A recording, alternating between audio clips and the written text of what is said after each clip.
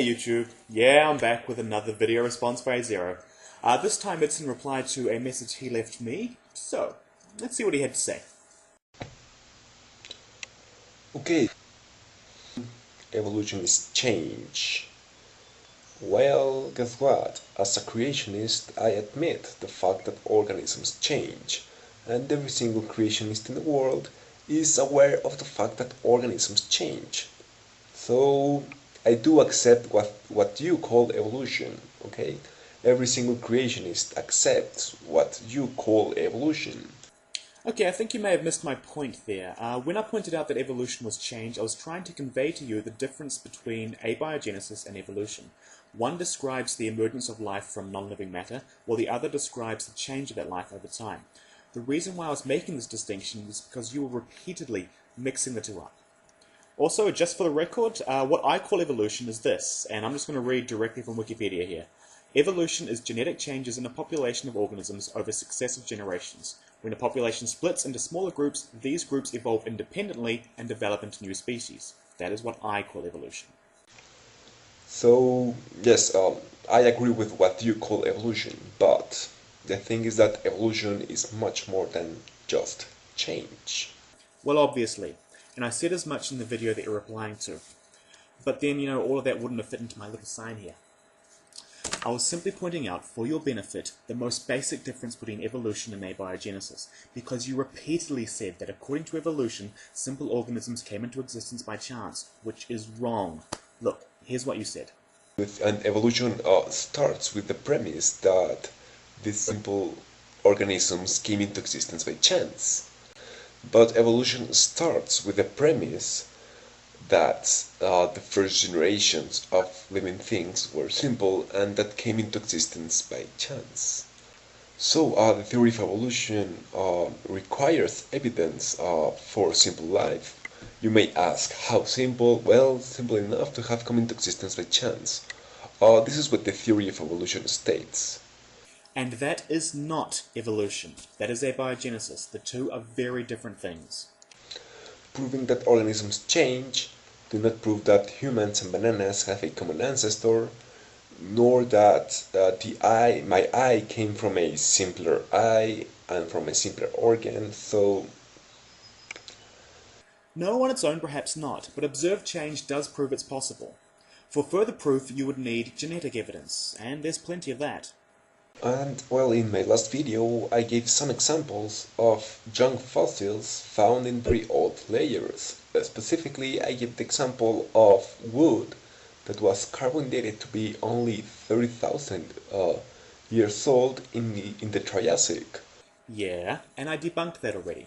The scientists that ran the test said that it wasn't wood at all, but instead looked more like a concretion, which are already known to form at different rates to the surrounding sediment.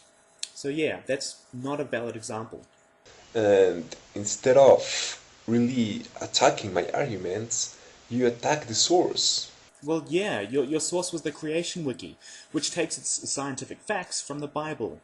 Remember, these are the same people who believe that the Grand Canyon was caused by the flood of Noah.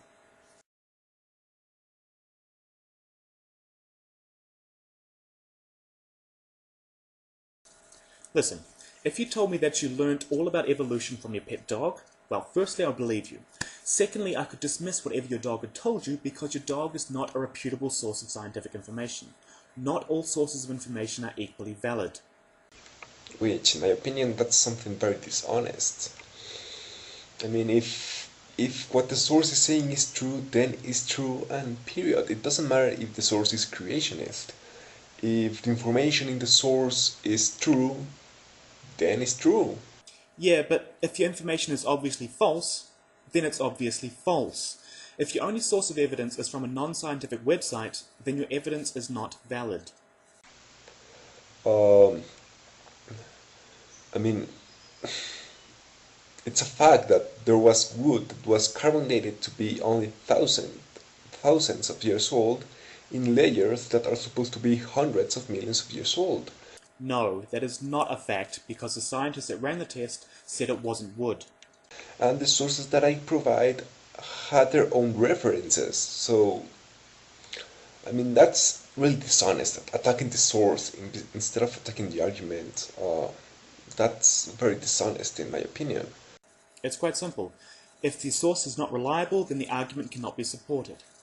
And then the hypothetical process of self-replicating molecules becoming modern-like prokaryotes, it's evolution, not abiogenesis.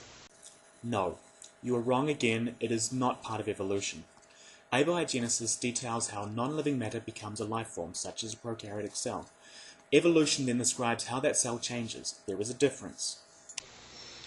But, I mean, you were accusing me for mixing evolution with abiogenesis, but I mean, the process of self-replicating molecules becoming model-like prokaryotes is supposed to be part of evolution.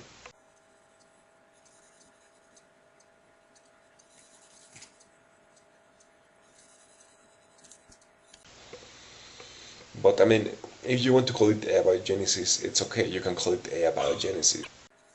It's not my definition. You can go look it up for yourself. But let me see if I can explain it to you one last time. Even if it was a god that created those first cells, they could still change via evolution. It doesn't matter where they come from. If the change is due to mutations and natural selection, then that is evolution. Abiogenesis, on the other hand, is the formation of those cells via natural chemical processes. Can you see the distinction? Anyway, thanks for watching and keep learning.